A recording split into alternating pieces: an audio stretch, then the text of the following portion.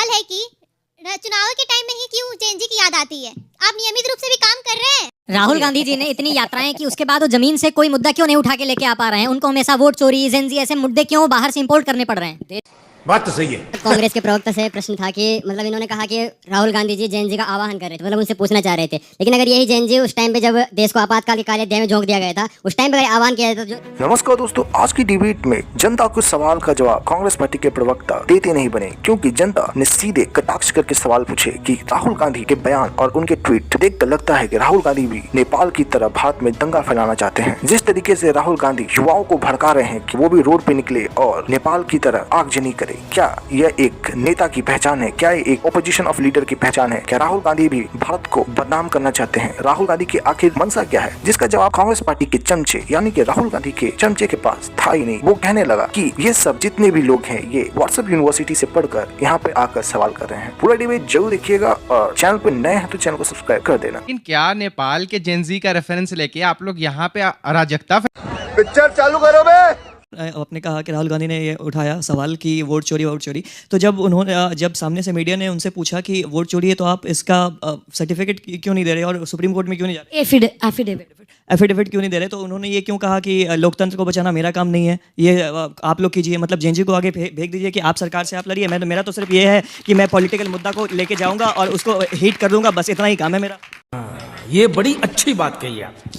मेरा सवाल राहुल गांधी जी से है और कांग्रेस से कि उनको ना आर्मी पे भरोसा है, ना हमारे इलेक्शन कमीशन पे भरोसा है। कल भी इलेक्शन ड्यूसू में हुआ तो वहाँ पे भी लोग वोट चोरी करके ना बहाना करने लगे, वहाँ पे भी चोरी हुआ है डूसू इलेक्शन।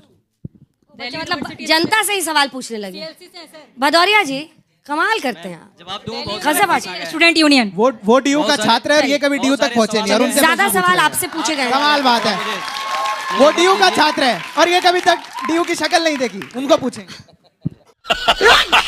भारत के विभाजन का सही से पढ़ने की जरूरत है। नौजवानों को आजकल व्हाट्सएप यूनिवर्सिटी पे बहुत सारे फॉरवर्डेड मैसेज है, यही जेएनजी है।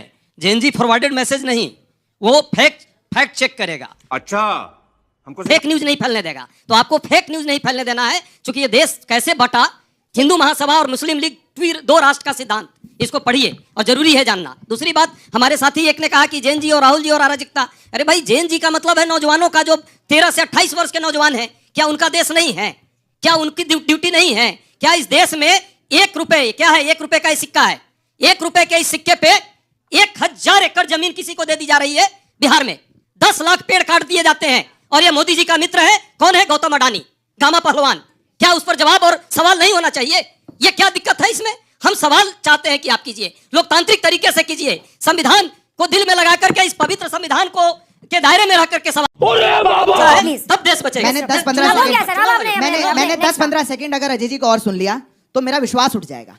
लोकतंत्र बचाने के लिए इनने लड़ाइयाँ लड़ी हैं। अरे आपातकाल लगाने वाले थे, आपातकाल लगाया, लोकतंत्र की हत्या कर दी, जेलों में बंद कर दिया, ताले लगा दिए, प्रेस और मीडिया पर सेंसरशिप लगा दी, जजेस को अंदर कर दिया और उसके बाद संविधान बदलने वाले कह रहे हैं लोकतंत्र को बचाने के लिए लड़ाई। अरे बाप रे, ये तो धोती खोल रहा है। संविधान को बचाने के लिए लड़ाई, ये पहली बार। दूसरी बार, अभी 1 रुपए का सिक्का दिखा रहे थे, जेएनजी बैठे। मैं एक और बात कहूंगा, फिर मैं थोड़ा जेएनजी पे बोलूंगा। ये अडानी का नाम लिया, एक बार मैं आग्रह करूंगा इनसे पूछिए और जेएनजी पूछे, अगर अडानी में इतनी समस्या है तो आपकी सरकार राजस्थान में क्यों सबसे बड़ा कॉन्ट्रैक्ट देती है? अगर अडानी में समस्या है तो क्यों तेलंगाना में कॉन्ट्रैक्ट देती है?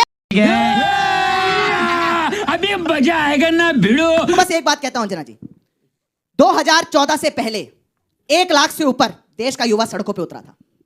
निर्भया से लेकर के करप्शन तक, यूथ अगेंस्ट करप्शन तक, सड़कों पर युवा आंखों में आग लेकर के सत्ता परिवर्तन के लिए आगे बढ़ रहा था। देश में किसी ने आग फैलाने के लिए कोई पॉलिटिकल दल आगे नहीं आया, वो युवाओं की आवाज थी। इनके मुख्यमंत्री ने तब कह दिया था निर्भया जैसा तो होता रहता है। शीला दीक्षित जी का कमेंट है, आप लोग जाके पढ़ सकते हैं। देश के अंदर लाखों करोड़ों के घोटाले थे। अरे आप लोगों की सत्ताओं को तो हटाया ही युवाओं ने। आपके बैठे हुए सत्ता की कुर्सी की टांगे युवाओं ने तोड़ी। युवाओं ने कहा कि हमको करप्शन नहीं चाहिए। हमको परिवारवाद नहीं चाहिए, हमको थोपा हुआ आप लोगों का वो कम्युनिस्ट एजेंडा नहीं चाहिए। अनुराग हमको जी, चाहिए देश में आगे अनुराग बढ़ना। भदौरिया जी, जब आप लोग इसका साथ नहीं दे सकते तो आज आप अराजकता कैसे करेंगे? अनुराग जी, लेकिन इतिहास इस बात की भी गवाही देता है कि अनेकों आंदोलन इस देश में हुए। जेपी का इतना बड़ा आंदोलन हुआ, उसके बाद से न जाने कितने आंदोलन हुए, अन्ना आंदोलन पर आइए, जो भी हो, लेकिन सरकार बदली वोट के जरिए। तो इस तरह की उम्मीद पालना कि सड़कों पर उतरकर और लोग अराजकता फैलाएंगे और ऐसा, ये इंडिया में जनता की ताकत है। तो इस तरह के अगर कोनोटेशन के साथ कुछ उकसाने के लिए कहा जा रहा है तो वो गलत है। उकसाने के लिए कोई बात नहीं कही जाती है।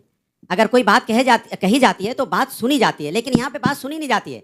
यहाँ चर्चा बनाई जाती है कि कोई बात कह दी गई है तो उसकी चर्चा बनाओ, चर्चा बना के उस बात को इतना बिगाड़ दो कि तुमने बोला था इसलिए चर्चा बन गई। अरे बात तो ये हो रही है कि युवा परेशान है। युवा ने, आपने बोला कि पिछली सरकार युवा ने उखाड़ी थी, इस सरकार को भी युवा उखाड़ेगा, क्योंकि युवा के साथ आप अन्याय कर रहे हो। आप जो बोलते हो उस पर टिकते कहाँ? 2 बार आप बोल चुके भ्रष्टाचार,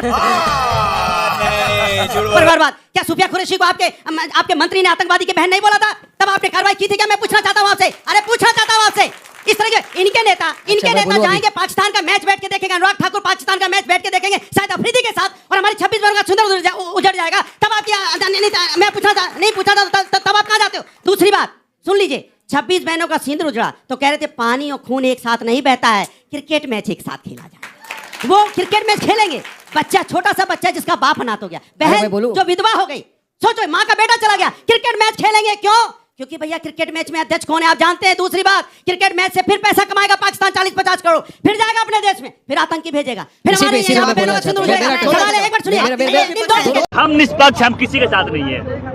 खाओ माँ कसम। भ्रष्टाचार की बात करते हैं, परिवारवाद की। 2 सेकंड परिवारवाद की बात करते हैं। अनुराग ठाकुर परिवारवाद से, सिंधिया परिवारवाद से, राजनाथ सिंह का बेटा परिवारवाद से, एनसीपी की पार्टी के साथ सरकार बनाए परिवारवाद से, अखिलेश जी का नाम मत भूल जाना, परिवारवाद से, अखिलेश जी का नाम मत भूल जाना, टीडीपी की सरकार बनाए परिवारवाद से, वहां पे आप पासवान जी की सरकार बनाए परिवारवाद से। परिवारवादियों के साथ सरकार क्यों चला रहे? हटा लीजिए सरकार, हिम्मत है तो हटाइए आज, हटाइए आप। चलिए सिद्धार्थ जी, खाली राजनीति में झूठ बोल के बहलाना चाहते हैं बच्चों को। एक आग्रह करूंगा, यहाँ सब युवा साथी बैठे हैं मेरे, कंफ्यूज मत होइएगा। हाँ, अच्छा, परिवारवाद नहीं चला रहे, जेंजी पर चल रही थी, परिवारवाद पे नहीं चला रहे, सिखा रहे थे ना, बीच में नहीं बोलना चाहिए। परिवारवाद याद दिला रहा हूँ बस। ठीक है, रख।